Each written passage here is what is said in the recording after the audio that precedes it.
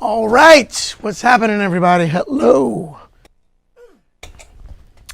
So yes, here we are, another Wednesday night. I want to say hello. I want to say welcome back. Last week, we were interrupted by Hurricane Zeta.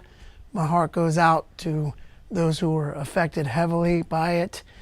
This is the first time in my adult life that I can remember the eye of a storm coming right over the city. And it was very eerie and it was pretty creepy. My wife and I went outside and the sky was orange. Barometric pressure dropped and I could feel it, and everything just got super still. The rain stopped, the wind stopped, and I mean, it was pretty creepy, but we could have fared much worse. There were a lot of downed power lines, a lot of people without power for many days, some property damage, a lot of downed trees, but it could have been much, much worse. So we are feeling grateful that it was not worse than it was. So it's good to be back, good to see y'all. And me and my trusty engineer, Nick Solnick, over here, we plan on being here on a weekly basis as much as we can. One person was asking about how Galactic picks their singers, like how you guys select your singers. How we pick our singers, that's a great question. So we've been very fortunate to have worked with some incredible singers, starting with Theroux the Houseman to Cluet, and Robert and Jeff were going to see House singing with Michael Ward and the Reward at Benny's, which was an awesome dive blues bar in the 13th Ward at the corner of Valence and Camp. And I was going there and sitting in with JD and the Jammers and other bands and Russell Baptiste and Dawson's Attack. And I was going there on a regular basis. Robert and Jeff were going there on a regular basis to hear Theroux. And they invited him to come to a rehearsal.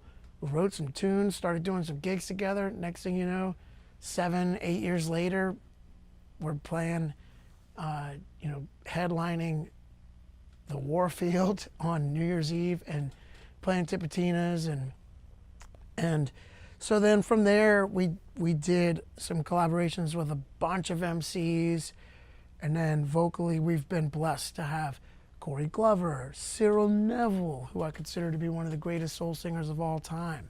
Obviously Erica Falls, most recently Jelly, also Macy Gray, Lyrics Born, Charlie Tuna, Boots Riley have all come out on the road with us for extended periods of time. So we've just been very, very fortunate. And each one of these singers have come to our attention via different ways, but once they come to our attention, then we're like, oh, this makes sense. This is the next logical step for us, right? Oh, Maggie Kerner, of course, came out with us for a while. And David Shaw came out with us for a while. So we've had some great singers, and it's each one comes to us in a slightly different way, but then it makes sense that this is the direction that we should follow for a while. Let's see. See, Nick, now that you've got your switch and you're ready to go, you gotta I know. have the I next need question. to be ready to go. Okay, ready next, to roll. Next question. Someone's asked if you ever bust on Bourbon Street. Have I ever bust on? I want to know. Have you ever bust on Bourbon Street? What's your busking? The answer is not bust on Bourbon Street, but my good friend Kevin O'Day and I had the idea that, oh, we'll get 2 drums, we'll go down to the moonwalk, the stairs at the moonwalk, and we'll start playing with a tip jar, and we'll make tons of money in no time, right?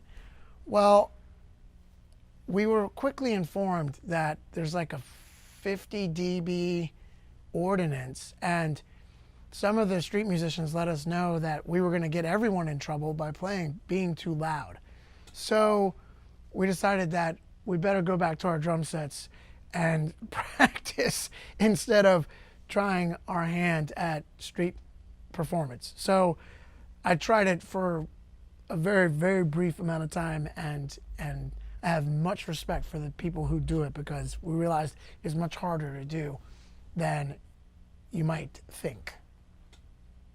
That was a good question, though. But I have played lots of gigs on Bourbon Street coming up, and tons, of course, obviously, tons of gigs on Frenchman Street, and then started going on the road with Galactic when I think it was 1996. So I was 24 years old when I first started going out on the road with Galactic, and that's been the majority of my adult life.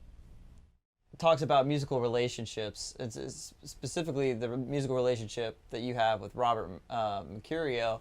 Like, they want to hear about that musical relationship that you have with him, and then other bass players, and then how you change your approach with all the different people that you play with. That's a great question. So Robert Mercurio and I met in 1992, did a jam session at a friend's house. That led to him introducing me to Jeff Rains, and Jeff Rains and Robert Mercurio and I started jamming together in a house on Magazine Street in 1992. And then I wound up moving into that house, and Robert and I became roommates. And then we moved into a house on Melpomene together, and we're roommates. And so, Robert and I would play together, and, we've played together in our underwear on a number of occasions because we were roommates. So, and now we're still roommates on a bus, as we tour around the country and the globe together. So Robert and I have learned how to play and fit together. Our sense of time, our time feel, playing with Robert feels very much like, putting on a glove, or, a very comfortable pair of pajama pants. We fit each other very well, and I love playing with Robert, and I've suggested Robert for several gigs. Anders Osborne made a record with Johnny Sansone, and Robert Mercurio played bass on that, and Robert and I are in Dragon Smoke together, Frequinox together. We've played with Leo Nocentelli a lot together. We've played with Papa Molly a lot together. So, Robert and I love playing with Robert. I consider him one of my musical soul brothers, and, we just by playing together so much for so long, I feel like we fit together musically, groove-wise, time-wise, very well. And then, some of the other guys that I love playing with that I feel like are, my brothers in music, Scarrick, Mike Dillon, Charlie Hunter. I haven't played with him in a little while, but Marco Benevento, of course, Robert, Walter, Will Bernard, more recently, Joe Ashlar, Danny Abel, but in the middle there, David Torkanowski, James Singleton. I mean, that trio I've been playing with for a while now. And those guys, I feel super comfortable playing with those guys. So, I'm sure I'm leaving a whole bunch of people out. Ivan Neville, I love playing with. I mean, I feel very fortunate. Eric Lindell, Anders Osborne, who's like my brother. All these people. Shout out to Anders, because I started seeing Anders streaming, and I was like, oh man, I've got to start doing that. That's brilliant. It's taken me a while to figure out like what I think my niche is, because I've tried doing the play along thing. I don't feel comfortable doing that for like an hour and a half.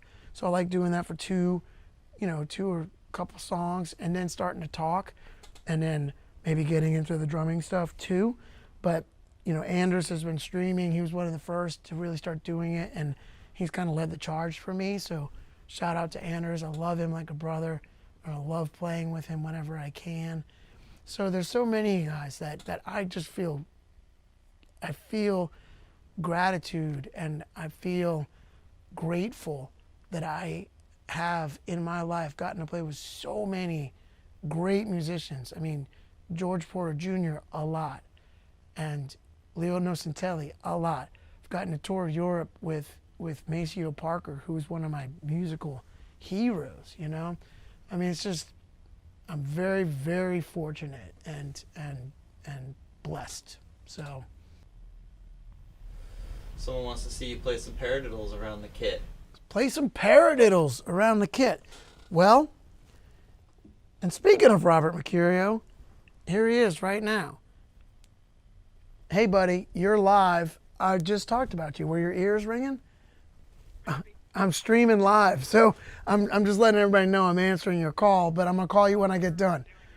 I'm like live, but I just talked about you, and I said great things about you. So Robert says hi, everyone. So I'll call you when I get out of here, buddy.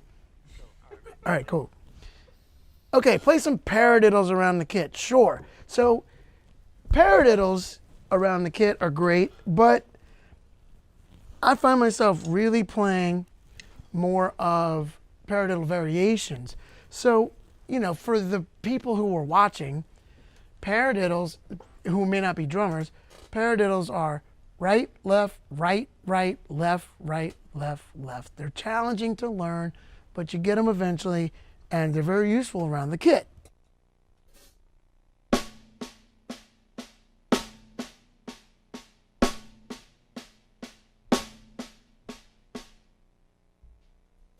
So you work them up eventually. I'll start playing them faster and faster.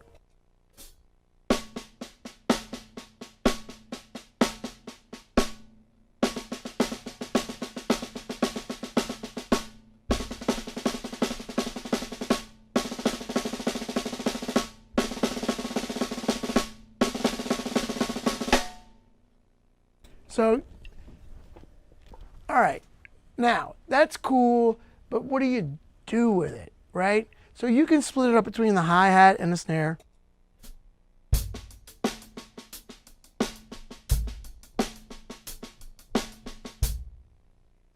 Now that's cool, but what's really cool is when you start varying it a little bit. And one of the variations that a lot of people have used over the years is paradiddle and then left, right, left. A lot of people have used that. Idris Muhammad has used it.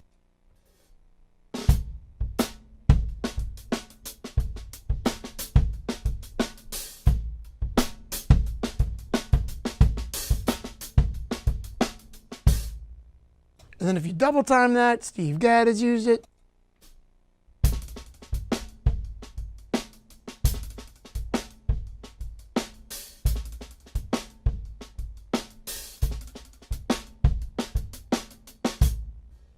right? So there's so many different ways you can use it. Here it is around the kit.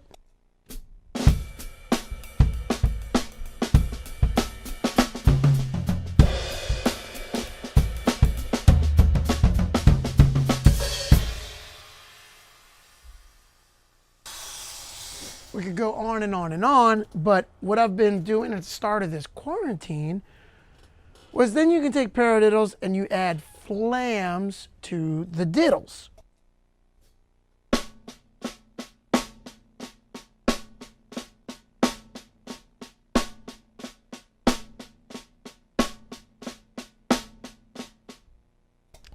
David Garibaldi has been doing that for years.